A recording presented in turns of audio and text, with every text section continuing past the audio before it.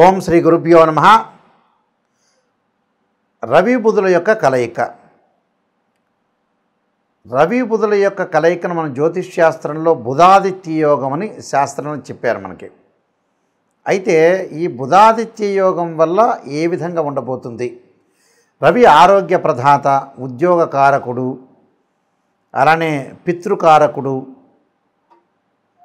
అలానే బుధుడు వ్యాపార పరంగా కానీ బుద్ధిపరంగా కానీ మరి బుధుడు ఒక మంచి శుభగ్రహంగా మన శాస్త్రం చెప్పబడింది. రవి బుధులతోటి ఏర్పడే యోగంలో ముఖ్యమైన బుధాదిత్య యోగం అంటే డెవలప్మెంట్ కానీ అభివృద్ధి కానీ వ్యాపారం కానీ ఒక స్టార్ డమ్ము కానీ ఒక స్టార్ స్టేటస్ రావాలంటే మనకి గజకేసరి యోగంతో పాటు బుధాదిత్య యోగాలు, లక్ష్మీ యోగాలు, చంద్రమంగళ యోగాలు ఇలాంటి యోగాలన్నీ కూడా జ్యోతిష్ శాస్త్రం ప్రకారంగా చెప్పబడ్డది. అలానే పంచమహాపురుష యోగాలు కూడా మంచి యోగాలనే ఉన్నాయి. అయితే ఇప్పుడు చెప్పబడేవి ఏంటంటే గోచారీత్యా చెప్పబడే విషయాలు. రవి తన సొంత రాశి రావడానికి సంవత్సర కాలం పడుతుంది. ఆ సొంత రాశిలో ఈ రవి బుధులు కలయిక ఒకటి. అలానే సింహరాశ్యాధిపతి అయిన రవి బుధుడితోటి సింహరాశిలో సంచారం చేయటం, అలానే బుధుడికి స్వక్షేత్రమైన కన్యారాశిలో రవి బుధుల యొక్క కలయిక అనేది జరిగింది ఇక్కడ. అంటే ఇక్కడ ఏదైతే ఈ రాశిలో సెప్టెంబర్ 17వ తారీఖు నుంచి 15 రోజుల పాటు రవి బుధుల యొక్క కలయిక. ఈ రవి బుధుల యొక్క కలయిక ఏ విధంగా ఉందో ఒక్కసారి మనం పరిశీలన చేద్దాం. అలానే ఇక్కడ కన్యారాశిలో రవి బుధుల యొక్క కలయిక అంటే బుధుడికి స్వక్షేత్రం.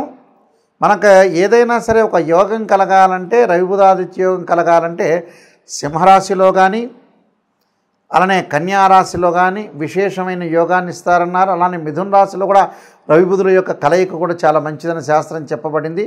కాబట్టి ఈ బుధాదిత్య యోగం అనేది ఈ 3 రాశుల్లో విశేషంగా చెప్పబడింది. అలానే ఇక్కడ మేషరాశిలో కూడా రవి బుధులు కలయిక అనేది చాలా మంచిదని కూడా జ్యోతిష్ శాస్త్రం చెప్పబడింది. అయితే విశేషంగా ఇప్పుడు రవి బుధులు సెప్టెంబర్ 17వ తారీఖు నుంచి 15 రోజుల పాటు కన్యారాశిలో సంచారం చేయడం వల్ల వివిధ రాశుల యొక్క ఫలితాలు ఏ విధంగా ఉన్నాయో తెలుసుకుందాం. మకర రాశి వాళ్ళకి రవి బుధాదిత్య యోగం ఏ విధంగా ఉందో ఒకసారి తెలుసుకుందాం. ఇక్కడ మకర రాశి వాళ్ళకి షష్టమాధిపతి అయిన బుధుడు, అలానే నవమాధిపతి అయిన బుధుడు, అష్టమాధిపతి అయిన రవితో కలిసి ఉంటాడు.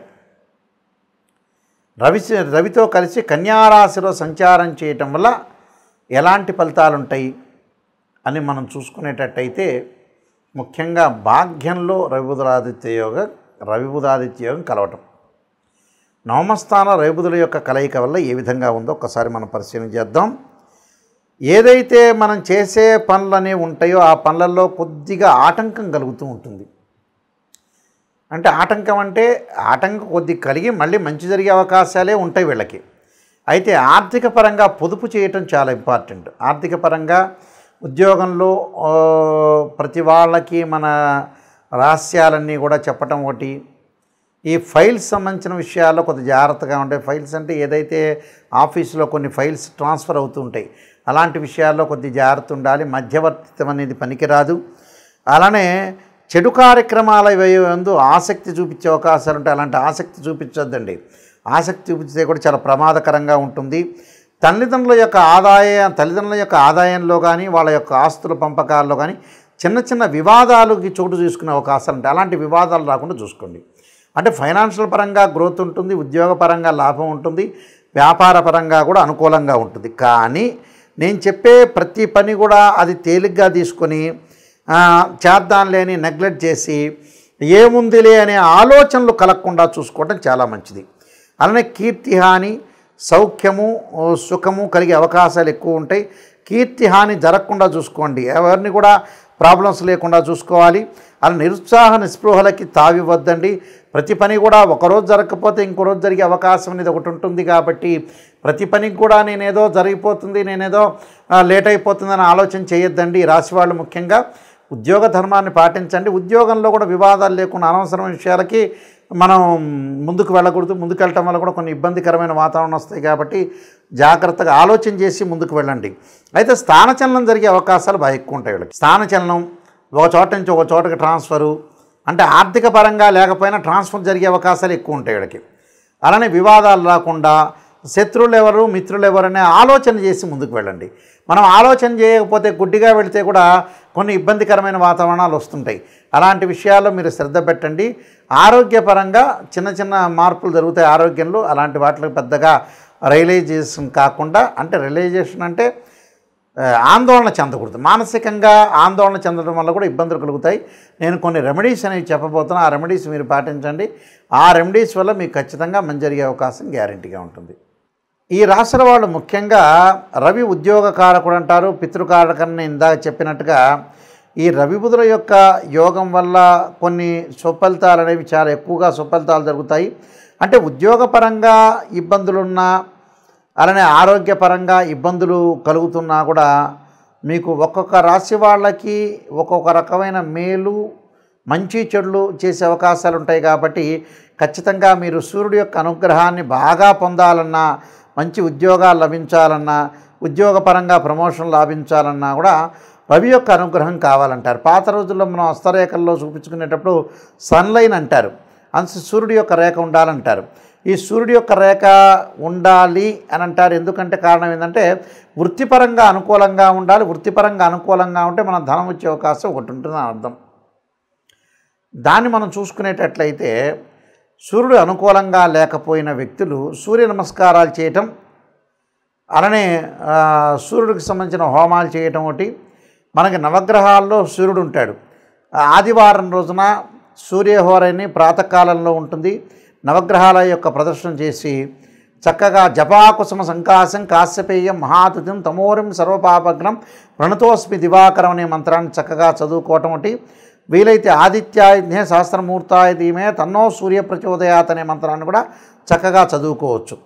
దాంతోపాటు బుధుడు వ్యాపారపరంగా అనుకూలం లేని వ్యక్తులు ఖచ్చితంగా నారాయణాయుధ్నే వాసుదేవాయ ధీమే తన్నో విష్ణు ప్రచోదయాత్ అనే మంత్రంతో పాటు ఓం యక్షాయ కుబేరాయ వైశ్రవణాయ ధనధాన్యాధిపతే ధనం ధాన్య సమృద్ధిమే దేహిమే దాపై స్వాహ అనే మంత్రాన్ని, కుబేర మంత్రాన్ని చదువుకోవటం వచ్చి, లేకపోతే ఓం కుబేరాయ నమః అనే మంత్రాన్ని కూడా చదువుకోవటం వల్ల కూడా మనకు అనుకూలంగా ఉంటుంది. ఖచ్చితంగా నేను చెప్పినవి ఈ రెమెడీస్ అనేవి మీరు పాటించండి. రవి బుధుల యొక్క దోషం ఎవరికైతే ఉంటుందో ఆ దోషం తొలగిపోయి ఆరోగ్యము, ఉద్యోగము, వ్యాపార పరంగా అనుకూలంగా ఉండే అవకాశాలు ఖచ్చితంగా ఉంటాయి. ఇవి గోచారరీత్యా చెప్పబడే ఫలితాల్లో ముఖ్యంగా మనకి రవి 3, 6, 10, 11 స్థానాల్లో సుఫలితాన్ని ఇస్తాడు వాళ్ళ రాశి దగ్గర నుంచి. బుధుడు వచ్చేటప్పటికి 2, 4, 6, 11 స్థానాల్లో బుధుడు మంచి ఫలితాన్ని ఇస్తాడు. ఎందుకంటే రవి యొక్క కారకత్వాలను కూడా మనం గమనించినట్లయితే ఉద్యోగానికి చాలా ఇంపార్టెంట్గా చూసుకుంటాం, బుధుడు వ్యాపారానికి చూసుకుంటాం.